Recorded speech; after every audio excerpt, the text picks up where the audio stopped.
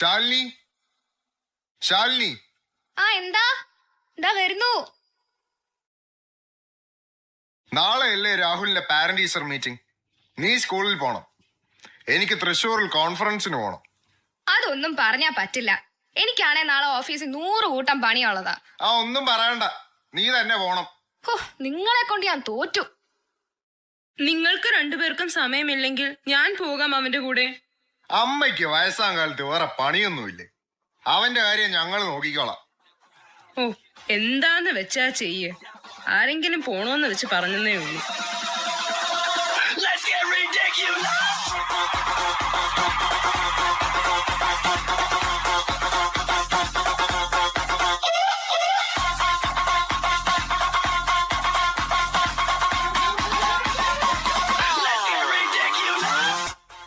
എന്തോ നാടാ ഇത്. ഹേ മോം, ഡാഡ്, നിങ്ങൾ വരണമെന്നില്ല. ഫ്രീ ആകുമ്പോ സാറിന്റെ കൂടെ ഒരു വീഡിയോ ചാറ്റ് ചെയ്താൽ മതി. അല്ലെങ്കിൽ ഒരു വോയിസ് മെസ്സേജ് അയച്ചാലും മതി.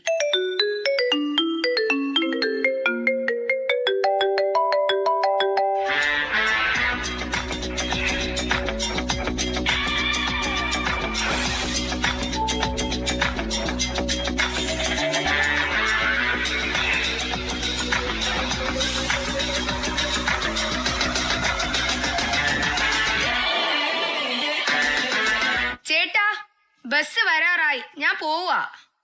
ഞാനും വരുന്നു. എടാ, നീ എന്തേലും ഒന്ന് കഴിച്ചിട്ട് പോ. ആദ്യം അവൻ പല്ല് കേസൊന്ന് ചോദിക്ക്. അതൊക്കെ അവൻ അറിയാം. എടാ രാഹുലെ, ഞാൻ എല്ലാം എടുത്തു വെച്ചിട്ടുണ്ടേ. നിങ്ങൾ എന്തോന്നാ രാവിലെ മൊബൈലിൽ കളിക്കുവാണോ? വല്ല ബ്ലൂ വെയിലും ആണോ? അതൊക്കെ പണ്ടേ കളിച്ചു കഴിഞ്ഞതാ. അതിന്റെ അവസാനമാണല്ലോ നിന്നെ കെട്ടിയത്. ഓ, ഒരു തമാശ.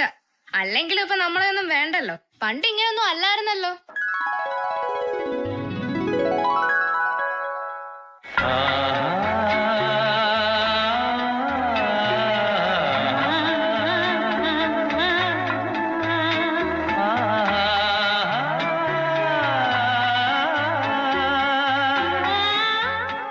ഉല്ലാസപ്പൂത്തിരികൾ കണ്ണിലണിഞ്ഞവളെ, ഉന്മാദത്തേനലകൾ ചുണ്ടിലണിഞ്ഞവളെ, രാഗം നീയല്ലേ, താളം നീയല്ലേ, എന്നാത്മസംഗീത ശില്പം നീയല്ലേ.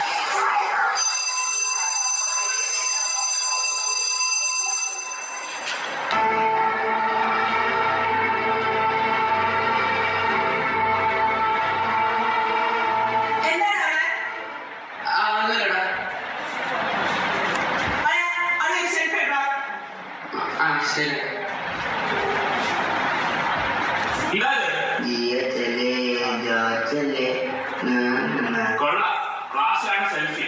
ഇതാണ് പരിപാടി. നിന്റെ പാരന്റ്സിനെ ഞാൻ വിളിച്ച് പറയുന്നുണ്ട്.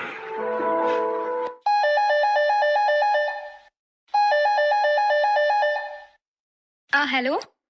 ഹലോ, രാഹുലിന്റെ അമ്മയല്ലേ? അതെ, ഞാൻ രാഹുലിന്റെ സാറാണ്. അവൻ ക്ലാസ്സിൽ മൊബൈൽ ഫോൺ കൊണ്ടുവന്നു. നിങ്ങൾ ഈ കാര്യം ശ്രദ്ധിക്കുന്നില്ലേ?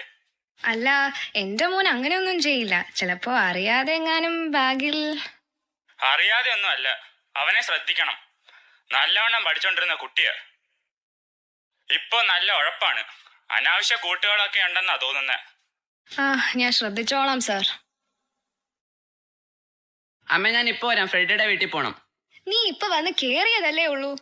അതിനെന്താ, ഞാൻ ഉടനെ വരാം. നീ ഇപ്പൊ പോകണ്ട. അതെന്താ ഞാൻ പോയാലോ? പോകണ്ടെന്ന് വെച്ചാ പോകണ്ട. അതെന്താ ഞാൻ പോയാലോ? പോകണ്ടെന്നല്ലേ പറഞ്ഞേ. അതെന്താ ഞാൻ പോയാലെന്ന്?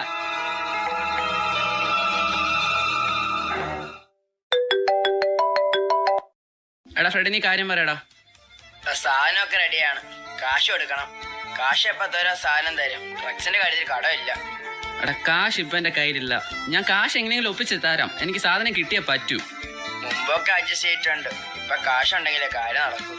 അളിയാ, നീ കാറാണ് ഞാൻ ഡ്രഗ്സ് ഉപയോഗിച്ച് തുടങ്ങിയത്. എന്താടാ നീ ഇപ്പൊ ഇങ്ങനെ കിട്ടൂലെന്നൊക്കെ പറഞ്ഞാ? നീ എന്താടാ ഫോണിൽ പറഞ്ഞത്?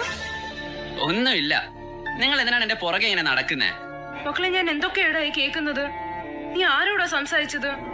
നാശം. വയസ്സായ വല്ല മൂലയിലും പോയിരിക്കണം. അമ്മേ, അച്ഛാ.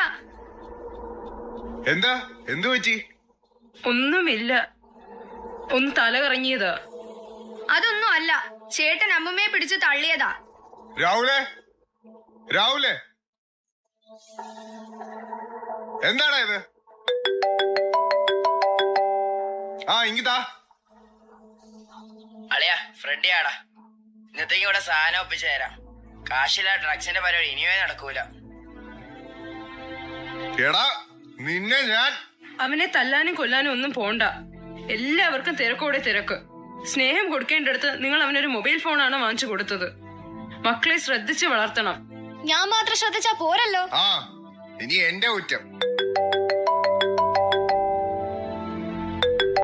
ഹലോ, രാഹുൽ അല്ലേ? അല്ല, അവന്റെ തന്ത. നിനക്ക് എന്തോന്ന് വേണോടാ? ആ, തന്തയെ തന്നെയാ വേണ്ടത്. ഇത് പോലീസ് സ്റ്റേഷനിൽ നിന്ന് എസ്ഐയാ. തന്റെ മോന്റെ കൂട്ടുകാരൻ ഫ്രെഡി എന്നൊരുത്തൻ ഞങ്ങളുടെ പിടിയിലായിട്ടുണ്ട്. ഡ്രഗ്സ് ആണ് കേസ്. തന്റെ മോനും കൂട്ടാളിയാണ്. ഞങ്ങൾ അങ്ങോട്ട് വരണോ അതോ താൻ അവനെ ഇങ്ങോട്ട് കൊണ്ടുവരുമോ? ആ ഞാനവനെ കൊണ്ടുവരാം സാർ. അയ്യോ, എന്റെ മോനെ കൊണ്ടുപോവല്ലേ. അയ്യോ അച്ഛ, വേണ്ട അച്ഛ. അവന് പോലീസിന് കൊടുക്കല്ലേടാ. അച്ഛ രക്ഷിക്കണം. അമ്മ, ഞാൻ ഒരിക്കലും സാധനം കൈ കൊണ്ടുപോലും തൊടത്തില്ല. എന്നെ കൊണ്ട് പോവല്ലേ. അമ്മമ്മ അച്ഛനോട് പറയ്, ഞാൻ തെറ്റ് ചെയ്യൂല. അച്ഛാ. ആ എന്തായാലും സ്റ്റേഷനിൽ പോയിട്ട് തീരുമാനിക്കാം.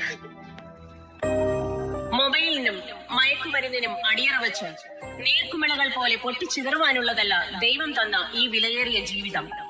ഈ ദുരന്തത്തിൽ നിന്നും ഫീനിക്സ് പക്ഷിയെ പോലെ നമുക്ക് പറന്നുയരാം.